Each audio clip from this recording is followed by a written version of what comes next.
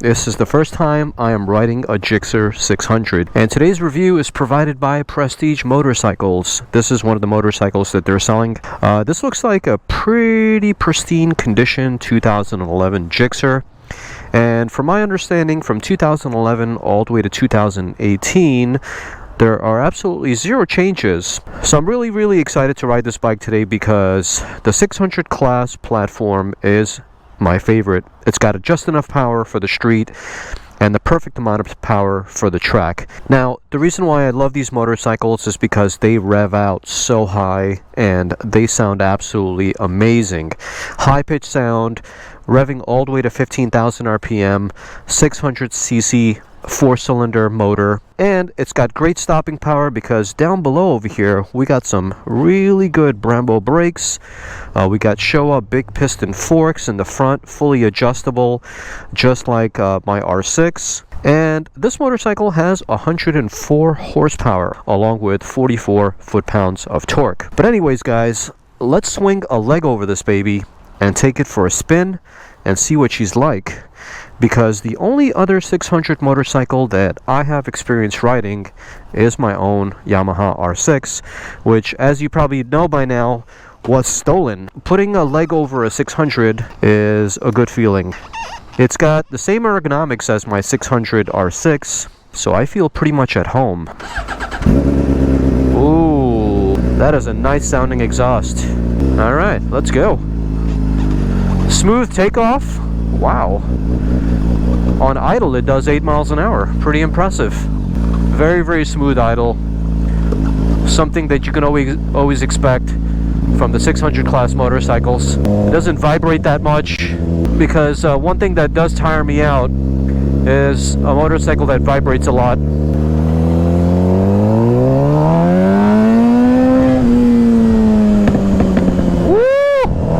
That exhaust sounds amazing.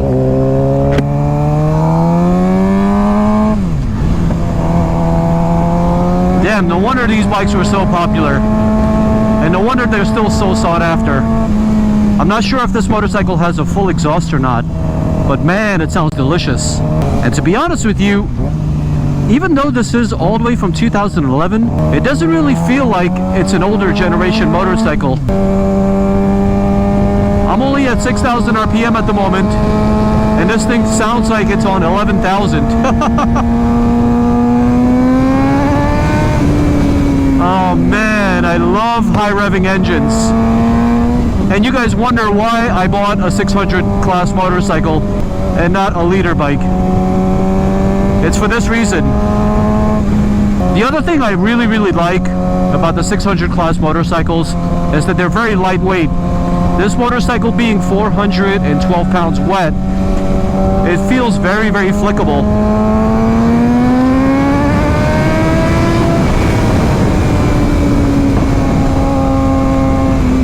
I gotta say, man, this thing is so smooth. Suspension wise, it is a very comfortable ride. Whoever that dialed in the suspension did a pretty good job of doing it. It's definitely street friendly, and the suspension is definitely a lot more comfortable than my R6. It's absorbing the bumps very well. But I'm very curious to find out what this bike will handle like if you take it to the track. Will it bottom out, or will it have a lot more travel left based on how soft it's set up? Like on my R6, these bumps right now that I'm passing over, they would be very rough. I wouldn't be able to carry a conversation with you.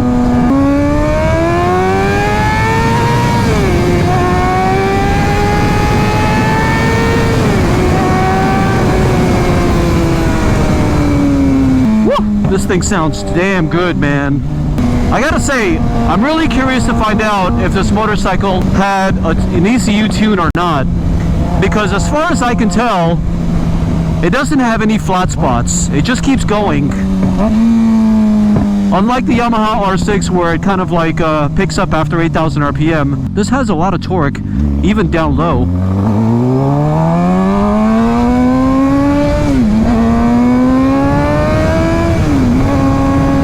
Pretty curious to find out. I gotta ask Nils when I get back, or maybe that's just one of the characteristics of these GSXR motorcycles, is that they're optimized pretty well.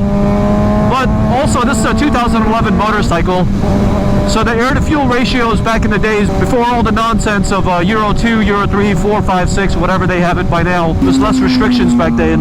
Unfortunately, in this video, I'm not going to be able to take it up on some twisty roads because I'm limited in my time.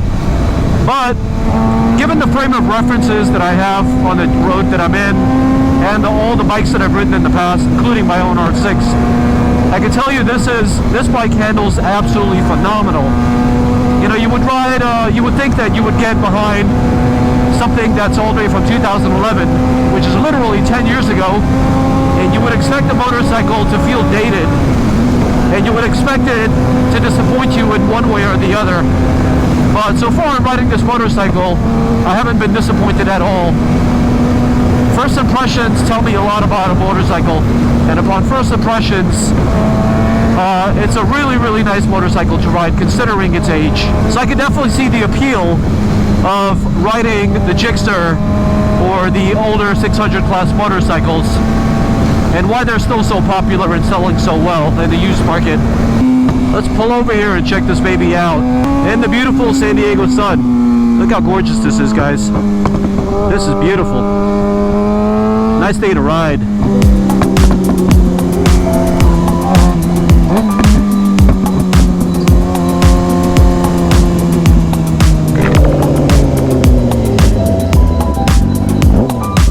Man, I'm liking this. I'm liking this a lot. Who would have thunk it that I would have liked riding a GSX-R as much as I did?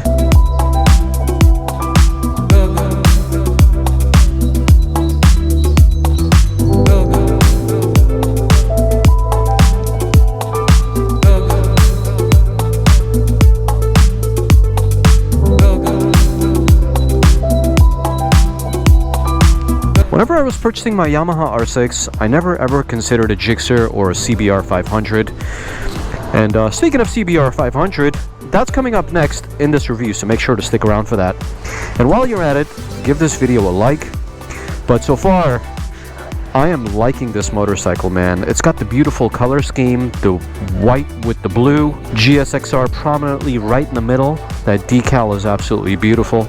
I think for this 20-30 minute ride that I did, I don't know how long it's been, the takeaways from this ride, which we're not done yet, by the way, you know, pulling over for a second to collect all my thoughts and tell you guys how I feel about the bikes thus far, is that this thing doesn't feel like it's less powerful than my R6. Some way, somehow, I think it might have an ECU flash because it doesn't have any flat spots, but we'll confirm that when we get back. But otherwise, it's very flickable, just like my R6. It doesn't weigh a lot. It's only 412 pounds, fully wet weight. And for some reason, it doesn't feel like it's a dated motorcycle, even though it's all the way from 2011. With that said, let's get going. Good turning circle. You don't normally hear that on reviews, do you? Well, let me be the first to say on a review that a motorcycle has good turning circle. So, we've been talking about performance, how well the bike turns, the sound of the engine, how high it revs up in the RPM, the torquiness, how it looks. But now let's find out how it rides on a day-to-day basis. So we're going to put this bike on some high gears and see what it sounds like and see how it handles on slow speeds and high speeds. The engine is nice and smooth. Throttle response is still pretty crisp. Like if I give this thing the full beans, like right now, that's all wide open throttle. It went from like 70 miles per hour to 100 very, very quickly. So it's got a lot of torque, even high up in the rev range. And as we continue to ride and then get onto some normal B-road streets away from this highway, I'll let you know exactly how it rides, low in the rev range as well as high in the gears. Let's see if the transmission is going to struggle or not. So we're 30 miles an hour, 6th gear, not bogging down. Wow, it doesn't care. 25 miles an hour, it doesn't care. My R6 would not like that. My R6 wants to be high up in the gears, high up in the rev ranges, or else the transmission's gonna get upset at you. I'm thinking that the transmission on this is probably just as tolerable as the GSX-R's transmission, because the GSX-R You can literally ride that motorcycle in 6th gear, doing 15 miles an hour, and it couldn't care less. And I'm assuming that this is probably the same way. So as far as street riding is concerned, commuting on busy streets and going back and forth to work, it's totally doable.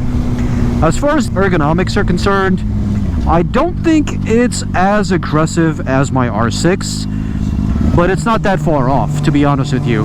The R6 is definitely an aggressive bike, and I think out of all the 600 class bikes, because the heritage of the R6 is so heavily into racing, I think that has the most aggressive position. But once again, this is not that far off from the R6's aggressive position, but it's a little bit better than that. If you want more comfort, this would be your bike. Not only that, but man, it is a very, very exciting motorcycle. I've just been having a ball riding this bike, and it's only been about a half hour I've been riding it.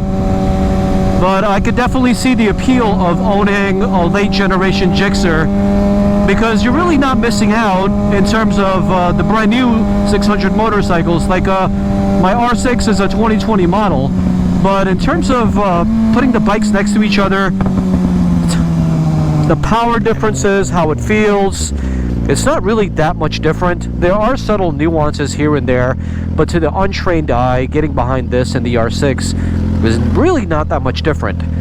I'd have to put them on a dyno, and of course, if you want to talk about numbers, we would have to put them on a dyno to find out exact numbers, and of course, I would have to take both of them to the track. Seat of the pants feel, butt dyno feel, I can tell you that they're pretty much similar, and it's definitely a contender in the 600 class bikes.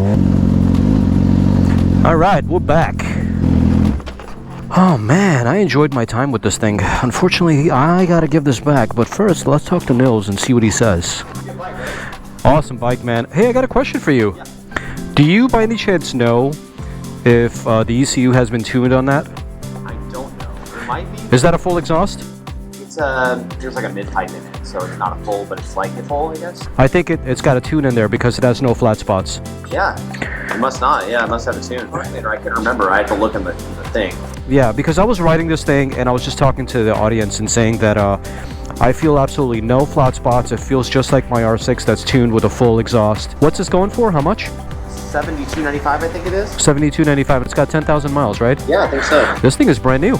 Well, there you go, guys. Under $8,000 and 10,000 miles, and this thing is just brand new looking. I'm looking at this thing. It's got like 0 scratches on it. I think he said that it's got a power commander, but unsure about it. But it definitely has a semi-full exhaust. And if you're looking for a great Gixxer, here you go. Put a link down in the description below so you guys can check out the dealership. But otherwise, phenomenal bike. I enjoyed my time with the Gixxer 600, and now I'm looking forward to riding the CBR 600. So stay tuned for that video to come.